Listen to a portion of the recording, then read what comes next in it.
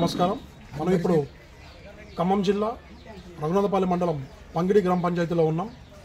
పంగిడి గ్రామ పంచాయతీలో BRS party మద్దతుతోటి sarpanch అభ్యర్థిగా నిలబడినటువంటి సిపిఐ పార్టీ అభ్యర్థి బూఖ్య పోలీ జామ్లా నాయక్ గారు మనతో ఉన్నారు. సో వారి భర్త గారితో మనం మాట్లాడి ఈ సర్పంచ్ ఎలక్షన్ యొక్క ప్రచార సరళిని మనం తెలుసుకుందాం. సో నమస్తే అండి. నమస్తే అమ్మా. నమస్తే. జామ్లా నాయక్ గారు, చెప్పండి, గతంలో మీరు సర్పంచ్గా పనిచేసి ఉన్నారు, ఇప్పుడు మళ్ళీ మీ భార్య గారిని సర్పంచ్ అభ్యర్థిగా నిలబెడుతున్నారు. సో మీకు ఎలక్షన్లలో కలిసి వచ్చే అంశాలు ఏంటి? ఇప్పుడు ఎన్నో కార్యక్రమాలు చేసిన నేను బీఆర్ఎస్ బలపరిచిన అభ్యర్థి సిపిఐ జామ్లా. అంటే నేను చేసిన అభివృద్ధులు చాలా ఉన్నాయి. ఆ రోజులలో గుంటూరు పోయి 2 ఎకరాల స్థలం నా సొంత సాయశక్తితో రెజ్బెల్ గారు ఉన్నాడు, ఆయన పుణ్యానికి ఆయన ఫోన్ కాల్ చేసి దానికి ఇక్కడ 150 ఎకరాల ల్యాండ్ ఉంటే ఆయన మీద దౌర్జన్యం చేసి 2 ఎకరాల సోటు సాధించడం జరిగింది. ఇప్పుడు నేను దాంట్లో సోటు సాధించి సర్పంచ్గా ఉన్నప్పుడు అన్ని స్కూళ్ళు నేను కట్టింది. తర్వాత ట్యాంకీ వచ్చింది, దానికి డబ్బులు కట్టాలి, 1 లక్ష రూపాయలు కట్టాలి. 1 లక్ష రూపాయలు కట్టాలంటే ఎట్లా కట్టాలి, అది అయితేనే శాంక్షన్, లేకపోతే కాదన్నారు. అలాంటి టైంలో ఇంటింటికి తిరిగి బతిలాడి మన ఊళ్ళో ఆ ట్యాంకీ పోతుంది, మనం 1 లక్ష రూపాయలు కట్టకపోతే అని ఇంటింటికి కనీసానికి 1 నెల రోజులు కష్టపడి 1 లక్ష రూపాయలు వసూలు చేసి గవర్నమెంట్కి డబ్బులు కట్టి ఆ ట్యాంకీ కట్టడం జరిగింది. స్కూళ్ళు మొత్తం కట్టడం జరిగింది.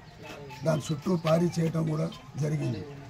ఫారెస్ట్ అడవిలో నుంచి పంగిడి నుంచి ఫారెస్ట్ అడవికి రోడ్డు పోవాలని అంటే ఫారెస్ట్ రోడ్డు అడ్డం వస్తారని నైటు రజబల్లి నగర్కి ఆ రోడ్డు చెప్పాల్సి వచ్చింది. తెల్లారంగానే ఆ పొక్కలేళ్ళు ఆడనే ఉన్నాయి. ఇక్కడ ఉన్న పాలక పక్షం నా మీద కేసులు పెట్టారు. కేసులు పడితే ఆ కేసులలో పోలీసు వాళ్ళు వచ్చిందని వెంటనే పట్టుకెళ్ళి పోలీస్ స్టేషన్లో వేశారు. పోలీస్ స్టేషన్లో వేసిన తర్వాత కామ్రేడ్ రెజ్బెల్ గారు, ఆయన చచ్చిపోయి దేవుడు అయిండు, ఏందయ్యా మరి ఆ ఊరికి రోడ్డు లేకపోతే ఎట్లా, ఈ ఎరగమల్లి గుట్ట తవ్వి రోడ్డు తీస్తారా లేకపోతే హెలికాప్టర్ పెడతారా అని చెప్పటం జరిగింది. అప్పుడు మేము తప్పు చేశామని వాళ్ళు తప్పు ఒప్పుకున్నారు.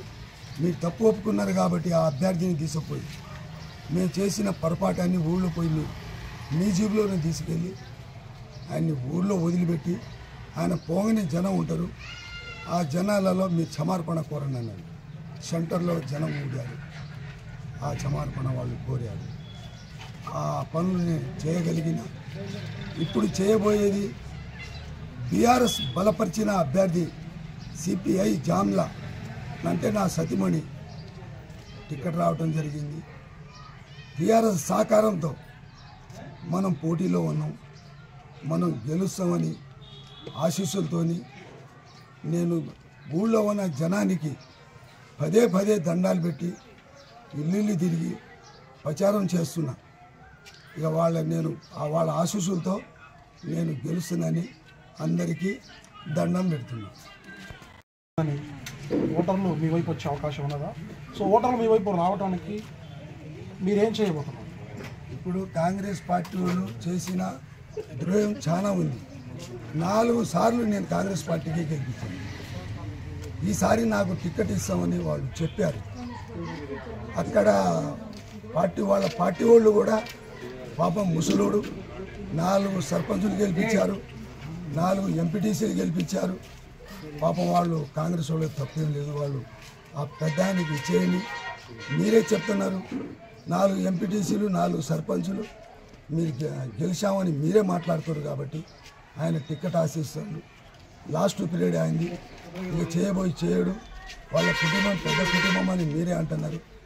ఆయన్ని ఇచ్చి ఒకసారి మీరు గెలిపించుకుంటే మీకు అవకాశాలు ఉంటుంది.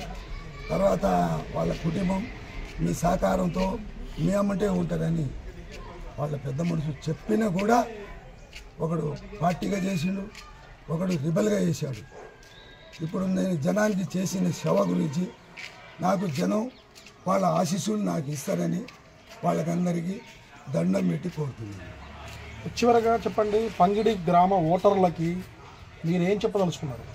పంగిడి గ్రామ పెద్దలకి నేను గెలవగానే ఫస్ట్ పంగిడి సెంటర్లో వాటర్ ట్యాంకి పెడతా.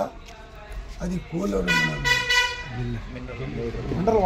మిల్లర్ వాటర్ పెడతానని నేను వాళ్ళకు వాగ్దానం ఇస్తున్నాను. ఫస్ట్ అదే నా సొంత డబ్బుతో గవర్నమెంట్తోనూ ఎక్కడైనా ఉన్నోళ్ళని పట్టి అయినా ఖచ్చితంగా నేను వాటర్ ట్యాంక్ వాళ్ళకి మిల్లర్ వాటర్ ఒప్పజెప్పటం జరుగుతుంది. ఫస్ట్ ఇక వాళ్ళ ఆశీస్సులతో నేను ఈ మాట మీద ముందుకెళ్తాను. Thank you sir, thank you. అప్పుడు మన ఖమ్మంలో కోర్టు లేదు. నా వయసు 76 సంవత్సరాలు. కోర్టు లేదు, మన గవర్నమెంట్ హాస్పిటల్ లేదు. ఆ భూ పోరాటంలో నేను నామా నాగేశ్వరరావు అమ్మటి ఉంటాడు ఎన్ని, ఆయన భాగం మాతారావు, మంగిత్య, మేమందరం ఆ రోజుల్లో వరంగల్ జైలుకి పోయాం. పార్టీ వాళ్ళు వెనక నుంచి వచ్చి జైలు 20 రోజుల నుంచి తర్వాత మమ్మల్ని ఇప్పించుకొని వచ్చారు. భూ పోరాటాలు చేసిన అప్పుడు మన ఖమ్మంలో కోర్టు లేదు. నా వయసు 76 సంవత్సరాలు. కోర్టు లేదు, మన గవర్నమెంట్ హాస్పిటల్ లేదు. ఆ భూ పోరాటంలో నేను నామా నాగేశ్వరరావు అమ్మటి ఉంటాడు ఎన్ని, ఆయన భాగం మాతారావు, మంగిత్య, మేమందరం ఆ రోజుల్లో వరంగల్ జైలుకి పోయాం. పార్టీ వాళ్ళు వెనక నుంచి వచ్చి జైలు 20 రోజుల నుంచి తర్వాత మమ్మల్ని ఇప్పించుకొని వచ్చారు. భూ పోరాటాలు చేసిన పార్టీ మండల వ్యవసాయ కార్మిక సంఘం అధ్యక్షులు మాజీ ఎంపీటీసీ బోడా చిన్న గారు మనతో ఉన్నారు. పంగిడి గ్రామ పంచాయతీలోని ఎలక్షన్ల సరళి గురించి మనం మాట్లాడదాం. ఒకటండి, ఇప్పుడు సిపిఐ పార్టీ గతంలో అనేక సార్లు అనేక పనులు ఉద్యమాలు చేసింది, భూ పోరాటం చేసింది. భూ పోరాటం చేసి అనేక చింత కొట్టింది. మొదలు పెడితే కేరళ వాజడంతప్పటి వరకు భూ పోరాటం చేసిన ఈ పంగిడి భూస్వామి ఉండే. ఆ భూస్వామి 2,000 ఎకరాల భూమిని కూడా స్వాధీనపరుచుకున్నారు. ఆ సీనియర్ ల్యాండ్లో పోకుండా దాన్ని కూడా కాపాడుకోవాలి. అందుబాటుతో దాన్ని పేద ప్రజలకు పంచడం జరిగింది. తలా 5-10 ఎకరాలు ఆక్రమించుకున్నాం. మళ్ళీ అట్లాగనే మేమేం చేసినామంటే ఆర్టీసీ బస్సు సిపిఐ పుణ్యాన్ని చెప్పి, ఈ కరెంటు కూడా సిపిఐ పుణ్యాన్ని చెప్పి అక్కడ గతం ఇప్పుడు మా ఊరు చెప్పినట్టుగా జామరాజ నాయుడు చెప్పినట్టుగా అక్కడ జరిగింది ఏంటంటే ఇదంతా జాగా స్కూలు కట్టేయటం, ఆ దాత దగ్గర రఘువీర్ గారి ద్వారా దాతని అడిగి జాగా ఆక్రమించుకోవటం, మళ్ళా ఫెర్టిలైజర్ షాప్ ఫెర్టిలైజర్ షాప్ 2 ఎకరాల భూమి ద్వారా మా ద్వారా మీ ఆక్రమించి ఊరు కట్టబెట్టి ఊరు డెవలప్మెంట్ కోసం దాన్ని సాధించుకున్నాం. ఎట్లాగైనా ఇప్పుడు ప్రజలకు ఇవ్వబోయే వాగ్దానాలు కావడం ఏంటంటే మా ఊరు చెప్పకొచ్చింది. మొట్టమొదటి వాటర్ ప్లాంట్ పెడతాను, మినరల్ వాటర్ ప్లాంట్ పెట్టియాలి. మాట అంటాం కదా, తప్పించుకోకూడదు అనేది మా కోరిక కావాలి. మాటిచ్చి దారుకోకూడదు అనేది ఇదొకటి.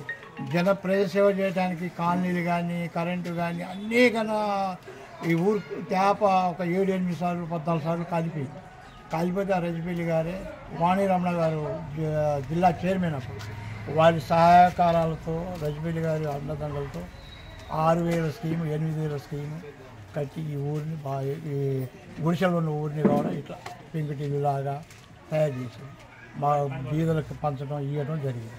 ఇప్పుడు కాంగ్రెస్ పార్టీతో ఎందుకు విడిపోవాల్సింది వచ్చింది మేమంటే, ఇక్కడ టీఆర్ఎస్తో పొత్తింది కలవాల్సి వచ్చిందంటే, ఈ టీఆర్ఎస్ కాంగ్రెస్ సిపిఐ ఎలిమెంట్స్ ఉండే వాళ్ళు ధిక్కరించారు. నేను నలుగురిని గెలిపించను అనటం వాస్తవం, అది నిజం. మీ లాస్ట్ పీరియడ్ నాది, నేను ఒకసారి నాకు ఏంటి అవకాశం అంటే ఒకళ్ళు ఒప్పుకున్నారు, ఒకరు ఒప్పుకోలేదు. వాళ్ళే ఒకడు పార్టీగా చేసిండు, ఒకడు లేబర్గా చేసిండు. అదండి ఉన్న సిచ్యువేషన్ ఏంటంటే ఊరికి కూడా సులభంగా ఊరిని డెవలప్ చేయాలి, 10 మందికి ఉపయోగపడాలి. హాస్టల్ ఒకటి లేదు ఇక్కడ. హాస్టల్ కోసం కూడా ఐటీడీ వాళ్ళని కూడా రిక్వెస్ట్ చేసి గతంలో ఆ ఐటీడీ వాళ్ళని తీసుకొచ్చాము, చూశారు. ఇక్కడ 2 ఎకరాల భూమి ఉంది. ఇప్పుడు బిల్డింగ్లు ఉన్నాయి. ఇప్పుడు కొత్తగా హాస్టల్ ఒకటి గిరిజన హాస్టల్ ఇక్కడ ఉండాలి. ఆశ్రమ పాఠశాల అయినా లేదు. ఆశ్రమ పాఠశాల ఒకటి కావాలి ఇక్కడ. ఆ ప్రజలకు అందుబాటులో ఉంటుంది. పిల్లలందరూ బయటికి పోతున్నారు. ఆ ప్రభుత్వ స్కూళ్ళు టీచర్లు మంచిగా ఉంటే ఇక్కడ పిల్లలు కూడా బయట పోయే అవకాశం లేకుండా ఉంటుందని మా మనవి. చెప్పండి. ఇప్పుడు కూడా కొందరు కాబట్టి రావాల్సినవి కొత్త పట్టాలు కూడా కొత్త మూడు పట్టాలు కూడా ఈ పెండింగ్లు ఉన్నాయి. అవి కూడా కొంచెం రావాలి.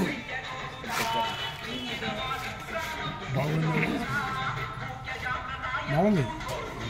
ఇక్కడ సర్పంచ్ ఎలక్షన్లలో అభ్యర్థులకు మంచితనం చేస్తారు. ఎమ్మెల్యే బయట